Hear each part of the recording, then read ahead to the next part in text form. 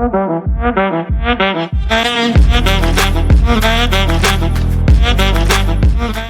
you for the opportunity. I'm happy to be here with you. I'm Abdo Mazloum, founder of Webtmize, a digital marketing agency based in Montreal.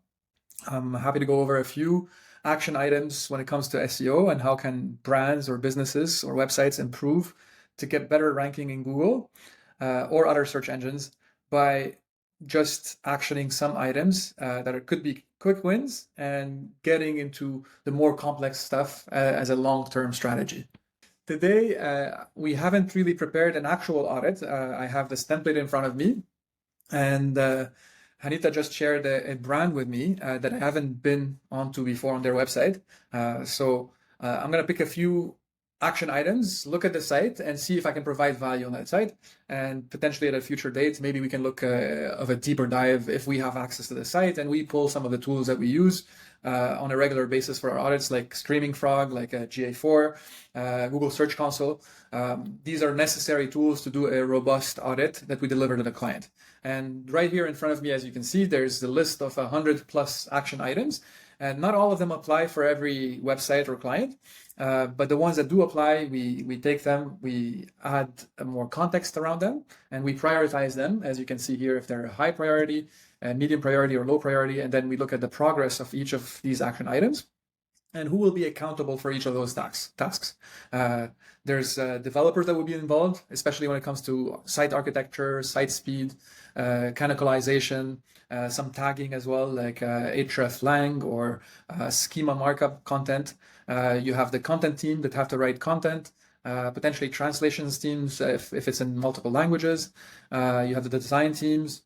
So multiple people will be involved in doing a robust SEO audit. So this is basically a roadmap, and it goes in every one of those items, and then we add in the action items specifically in each of those tabs that come. So this is the main tab, and we'll get into the specifics after. So I'll go ahead and pull the website. Correct me if I'm wrong. It's Frey Skincare. Is this how I pronounce it? Frey, yeah, as in French. Yeah, so it's literally the first time I go on this website. Frais with accent aigu, I guess in French. Frais in French means fresh, actually, but it's not spelled this way. So it makes total sense. So it's literally the first time I go on this website. I've never been on this site before. So first thing that comes up, there's a pop-up, obviously incentivizing people to sign up and get a free gift box and 30% off site-wide. So it's the holidays, as you know, coming up. So people want to do their Christmas shopping and whatnot. So it makes sense. It's nice. It's pretty clean. I'm going to close this pop-up. Okay. And one thing I'd like to do always is if it's the first time or I'm doing a pitch with a client, before I really do a thorough audit, I can look at the page source. Okay. This all looks gibberish to the layman, but looking here, I can see, how the site is built, what code is in there, the JavaScript, the CSS. I can check one of the quick things in SEO is the title tag. So if I do a Control F or Command F to search and search for the title tag.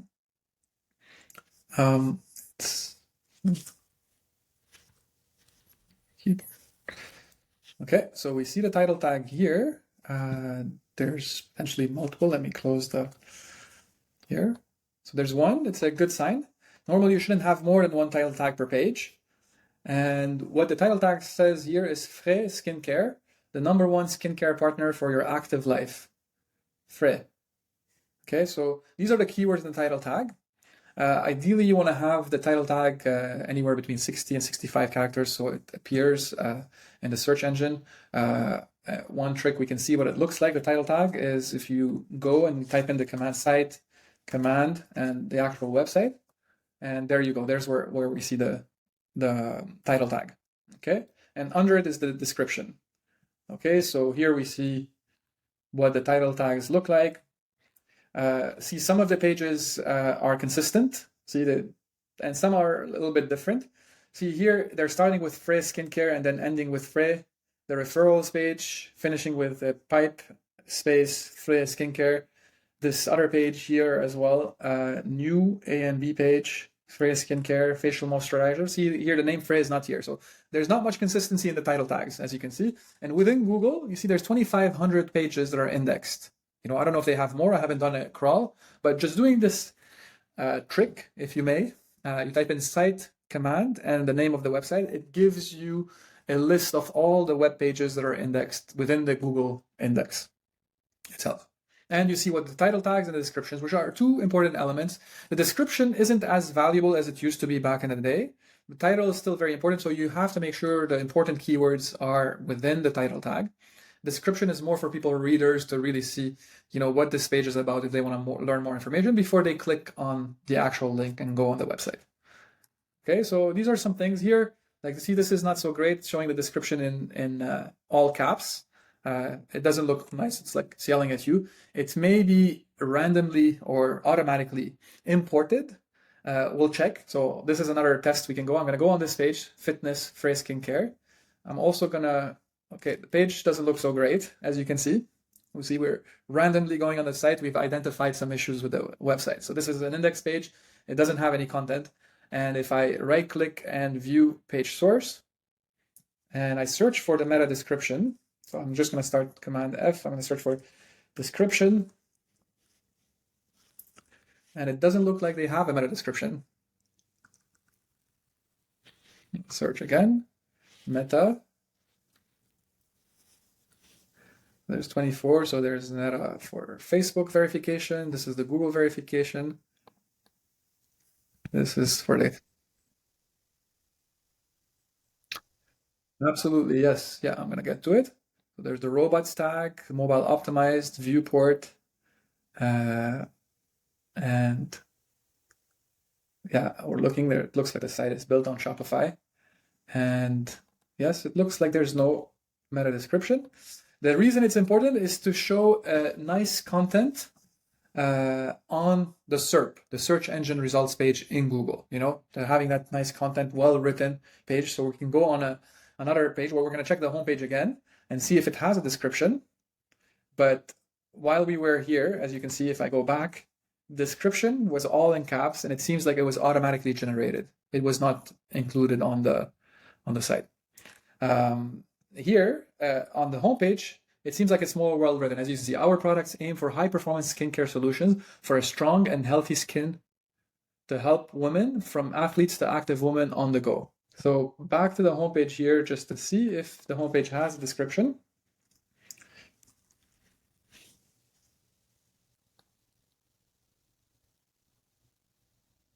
So there is a meta description on the homepage. Looking at the SERP here, we saw some pages have well-written meta descriptions, other pages don't. And when we went into this page, the fitness page, as you can see here, when we go into it, it seems like an old page, not updated. And we checked the source code of that page, we noticed that there was no description on that page. So basically, not having a description will allow Google to automatically generate whatever description, meta description makes sense to them, you know?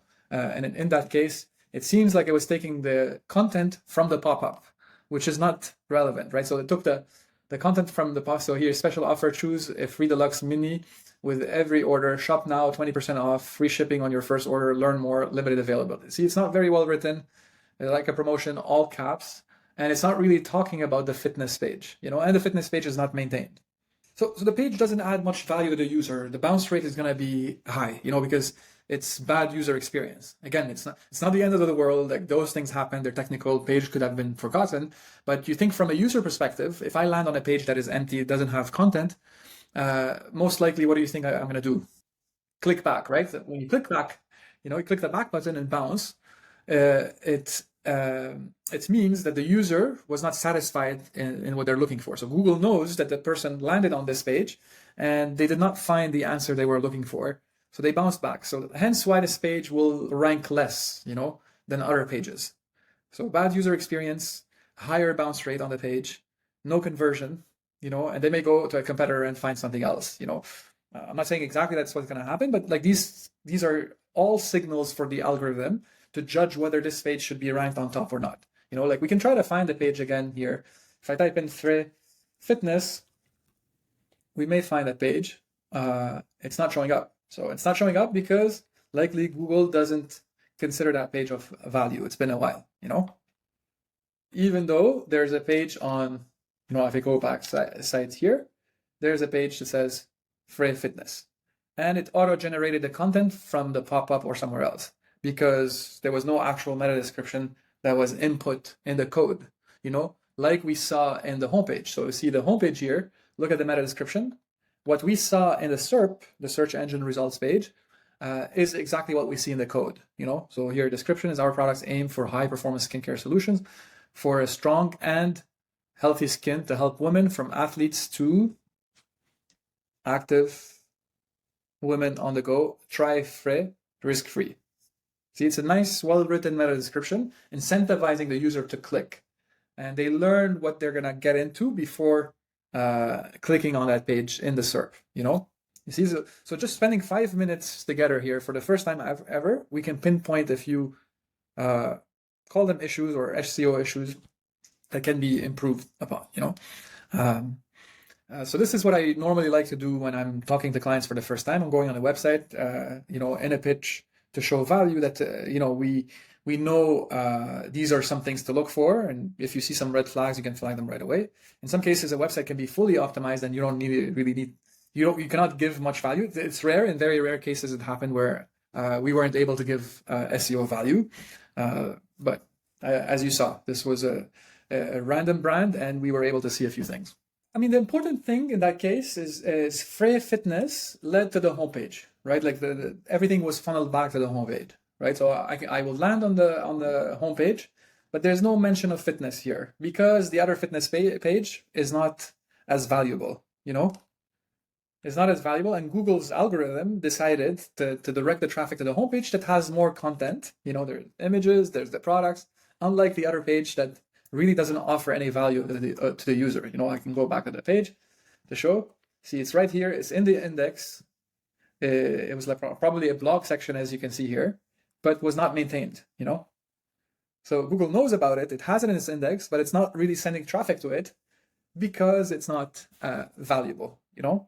And one thing I'd like to check here at the same time is this fitness. See, the word fitness is on that page and it's not ranking. It's also a header 1, as you can see here in the code. So I did a right click and inspect, you know, in Chrome, it's an extension. And see the word fitness here, as you can see in the code, it's an H1, meaning it's a header 1, okay? Like the title tag, a header 1 should be unique to every single page. You know, every single web page should have one title tag, one meta description, and one header 1. You can have more than one header 2s. You know, you can have H2, H3, H4, H5, up to H6. So 6 headers per page. These are all, you know, headings for different sections of the site. So it's nice in the code and the template that they used fitness as a header 1. But that page potentially should be redirected to the homepage or another page, you know, that speaks about fitness. And see, notice we did a search the brand and fitness, and there was no content on Frey Fitness anymore. You know, maybe this page existed before and the content was deleted. I don't know what happened.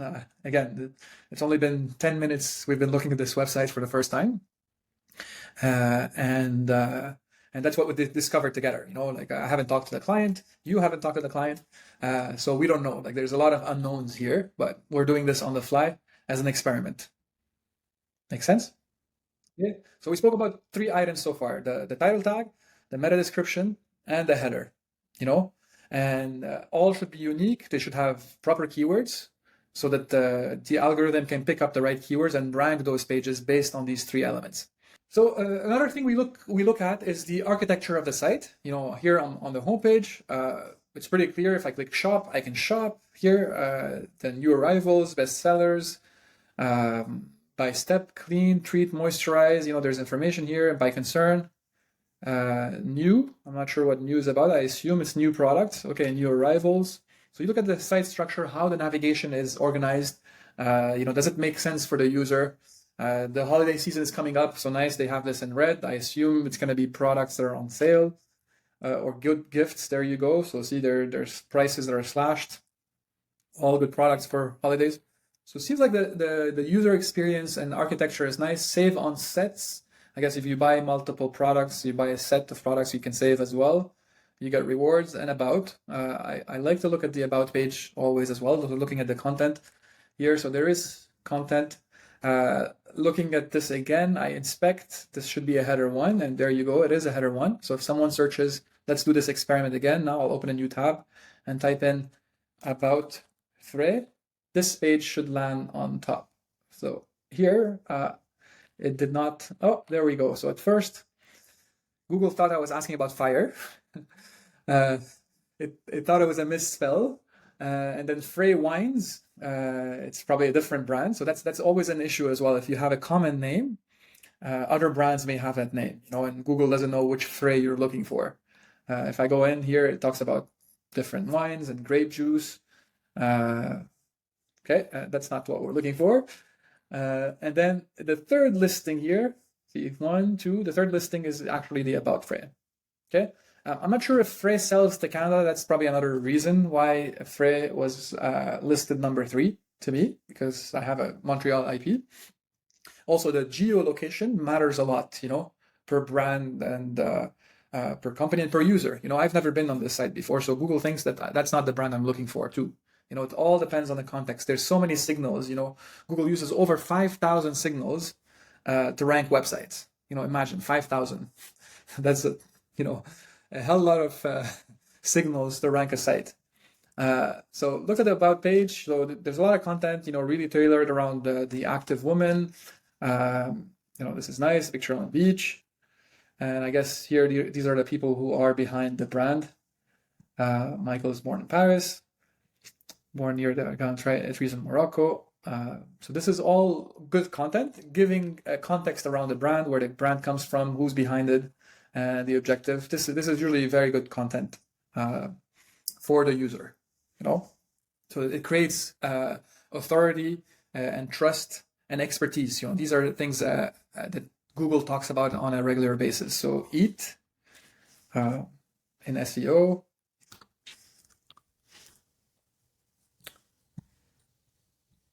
So experience, expertise, authoritativeness, and trustworthiness. These are all elements very important when it comes to SEO.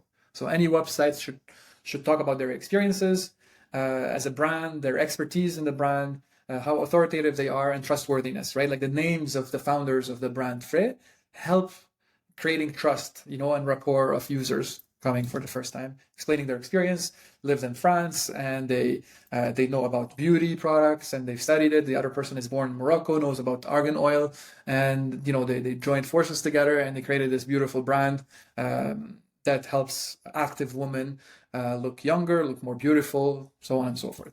So this is all taken into consideration. I know it sounds nice and funny, but this is all taken into consideration in terms of SEO. The algorithms are smart enough to pick up on all these signals to rank a website.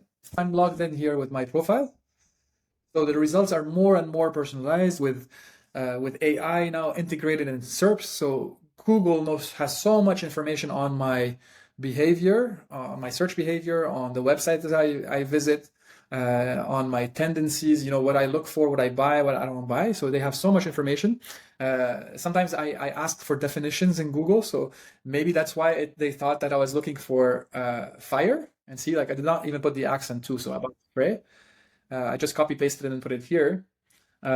We can do another experiment if I go Frey like this. And I know you searched in uppercase too, right? So you copy pasted about Frey in uppercase. That may be a difference. See, I put in about Frey this way. There you go. Now it's number 1. See, it was such a difference between lowercase and uppercase. So see, it's so interesting. And if I search in French, à propos de Frey, see, I'm going to have French results. Yeah, yeah, yeah. I learn a lot of new things every day, about SEO and signals, and see, just the context of putting the accent or not changed the search results for me because of my personalized results, like the personalized views, because of AI, because of all these things, because of my geolocation as well, So we just looked at 4 action items on the fly without using any tools, just going into Google itself, using the cite command to look at some pages that were indexed and crawled and ranked. But we're only scratching the surface. These were 4 items out of 100, I think 26 action items, as you can see in our roadmap template. If I go all the way down, see here, we go down to row 126. Again, not all of them are relevant, but maybe a good portion or half of them would be relevant to a specific brand, and we'll go over all of them and give examples where things can be improved upon to better rank in Google and other search engines. Thank you.